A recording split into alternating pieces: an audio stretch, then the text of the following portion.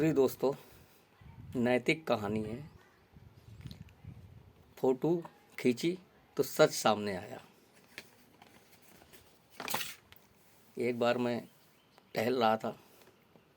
टहलते टहलते एक व्यक्ति मुझको मिला। 19-20 साल की लगभग उम्र होगी। हष्ट पुष्ट सब तरफ से था और आकर मेरे पास कहता है कि मेरे पिताजी का ऑपरेशन होना है। मेरे पास में इतने पैसे नहीं हैं ताकि मैं उनका ऑपरेशन करवा सकूं। कुछ पैसे की कहीं से मदद मिल जाती है तो मेरे पिताजी का ऑपरेशन हो जाएगा। मैंने सोचा बात तो इसकी दिक्कत की है, लेकिन मुझे कुछ यकीन नहीं हुआ।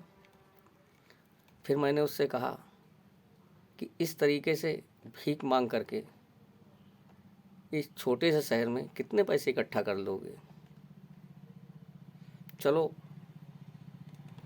मैं अपने घर में कुछ काम दे देता हूँ जिससे कुछ पैसे भी आएंगे और हो सकता है मेरे घर वाले तुम्हारी कुछ मदद कर दें जिससे तुम्हारे पिता का ऑपरेशन हो जाए। तो वो व्यक्ति कहता, मैं अनपढ़ व्यक्ति हूँ, मुझे काम कौन देगा, मुझे काम आता नहीं है। इस तरीके से टाल मटोल करने लग गया। फिर मैंने कहा कि मैं मोबाइल से तेरा फ़ोटो खींचता हूँ और मैंने फ़ोटो खींच ली।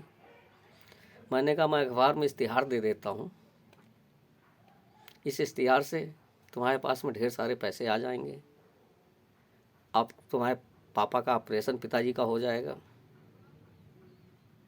सब काम सकुशल निपट जाएंगे। तो वो व्यक्ति घबरा कर कहने लगा कि मैं तो आपसे झूठ बोल करके भीख मांग रहा था, मेरे पिताजी का कोई ऑपरेशन नहीं होना है। इस तरीके से मैं रोज़ भीख मांगता हूँ और लोग मुझे कुछ ना कुछ दे देते हैं। मेरा ऐसा ही जीवन यापन चल रहा है। मैंने कहा भीख मांगने की परंपरा ये ठीक नहीं है।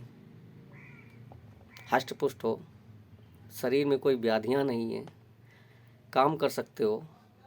चलो, मैं अपने भाई से कह के अच्छी से एक नौकरी दिलवा देता हूँ। तो मैंने उसको बागवानी चपरासी की एक नौकरी दिलवाई, जिससे वो आज उस नौकरी को कर करके अपने परिवार को रखते हुए खुश है और खुशहाल है। तो नैतिक शिक्षा एक ऐसी चीज़ होती है कि हर मनुष्य के जीवन में होना चाहिए। छोटा हो, बड़ा हो, बुजुर्ग हो, नैतिक शिक्षा एक आत्मभाव, आत्मसमर्पण, आत्मविश्वास और धन बल, मनोबल सब प्रकार से परिपूर्ण होती है। नैतिक शिक्षा का चलन धीरे धीरे विलुप्त हो रहा है, समाप्त हो रहा है। इन नैतिक शिक्षा को लेकर के मैं आज आपके सामने इस प्रकार के